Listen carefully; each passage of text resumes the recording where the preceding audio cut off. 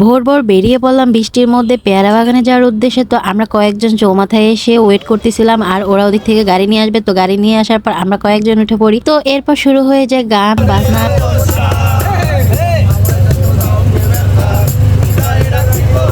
বরিশাল থেকে আমরা 2টা লেগুনা ভরে এসেছি, আর এখানে এসে নাস্তা বিতরণ করা হচ্ছে, আমিও নিয়ে নিলাম। দূর দূরান্তের যারা যারা এখনো ভাসমান পেয়ারা বাজারে ভ্রমণ করতে আসেননি বা আসার চিন্তা ভাবনা করতেছেন, তাদের জন্য এই ভিডিওটা খুবই কাজে লাগবে। এখন এমন একটা সিজন, এই রৌদ্র এই বৃষ্টি, তবে বৃষ্টির সময় বেশি ভালো লাগে। রৌদ্র উঠলে কিন্তু পেয়ারা বাগানে গরমের ঠেলা একটুও টিকা যাবে না।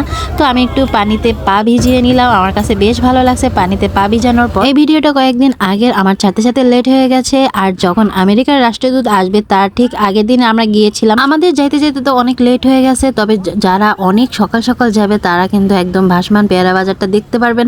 আর এখানে কিন্তু অনেক বাজার বসে সকাল সকাল, কিন্তু সেই সকালবেলা আমরা আর আসতে পারি নাই। আসলে ট্রলার ভ্রমণ করতে কিন্তু বেশ ভালো লাগে, আর চারিদিকে শুধু গান বাজনা। ট্রলার ভ্রমণ এখন কিন্তু সাউন্ড বক্স এলাও না, সবাই মুখে মুখে গান গাইছে।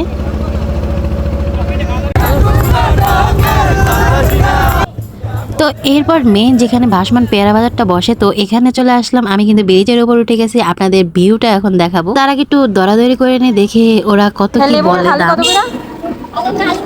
ঝুড়ি কত করে? কত করে? 200। এই 200 টাকা। আর কামরাঙ্গা?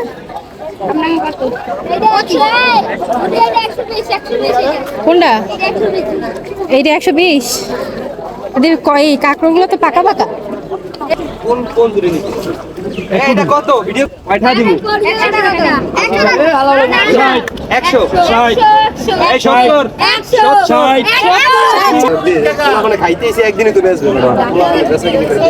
আমেরিকার রাষ্ট্রদূত আসলে মানেন যে ধান নদী খাল এই তিনে বরিশাল। সত্যি আমাদের বরিশালটা কিন্তু অনেক সুন্দর।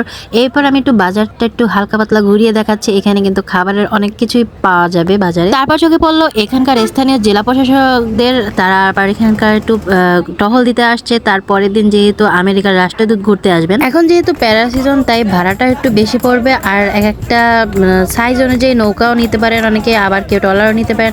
আমরা যে ট্রলারটা নিয়েছি এটার প্রাইস কিন্তু 3 থেকে 4 হাজার টাকা অলরেডি পড়ে গেছে। বাজারের এখান থেকে ঘোরাফেরা শেষ করে এবার চলে আসলাম পেয়ারা পার্কে। আর এই পার্কে ঢুকতে গেলে পার পারসন টিকিট পড়ে 30 টাকা করে। 30 টাকা কিন্তু আপনারা পুরো পেয়ারা বাগানটা ঘুরে দেখতে পারবেন। তো এখানকার পার্কটা আপনাদের একটু ঘুরিয়ে দেখাচ্ছে। অনেক মানুষ, আর যদি কপাল ভালো থাকে তাহলে অবশ্যই পেয়ারা ছিঁড়ে খেতে পারবেন, কিন্তু এখানে কিন্তু আমরা ছেঁড়া নিষেধ। আর যে আমরা ছিঁড়বে তার জন্য কিন্তু 1000 টাকা জরিমানা অলরেডি বরাদ্দ হয়ে যাবে। আর যে এই কাঠের যে ব্রিজটা, এটা কিন্তু অনেক ঢুলতে ছিল, আর আজকে কিন্তু হিউজ পরিমাণের মানুষ ছিল। দুঃখের বিষয় কি, হাতে না গেলে একটা পেয়ারাও নাই। পেয়ারা গাছ আছে কিন্তু পেয়ারা নাই, পেয়ারা হচ্ছে সব ভিতরে, আর ভিতরে যাওয়া তো আমাদের জন্য সম্ভব না। সব নিচে পানি আছে, কাদা পানি, এগুলো পাড়াইয়া যায় কে পেয়ারা খায়।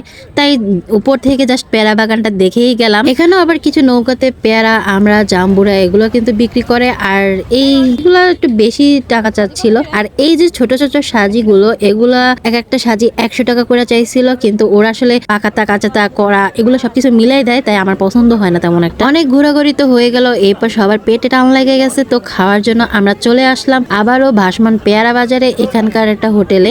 হোটেলটার নাম যদিও আমার মনে নাই। আর তবে সবাই চাইছিল যে ভাবির হোটেলে যাবে, কিন্তু ভাবির হোটেলের খাবারের মানটা আমার কাছে যতটুকু রিভিউ পাইছি খারাপ হয়ে গেছে, তাই আমরা অন্য একটা হোটেলে খাবার খেতে আসছি।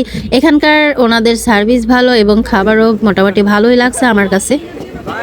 হোটেলে এগুলোই দেওয়া হয়।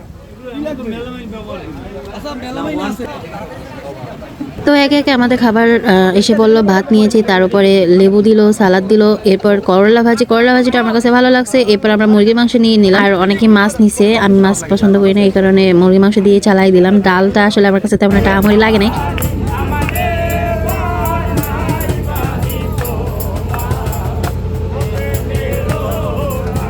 তো এই তো হয়ে গেল আমাদের ছোটোখাটো পেয়ারা বাগানের একটা ট্যুর। আর আপনাদের পেয়ারা বাগানের আসার সঠিক সময়টা হচ্ছে এই বর্ষাকালে, জুলাই থেকে আগস্ট মাসেই হচ্ছে পেয়ারার সবচেয়ে ভালো একটা মৌসুম।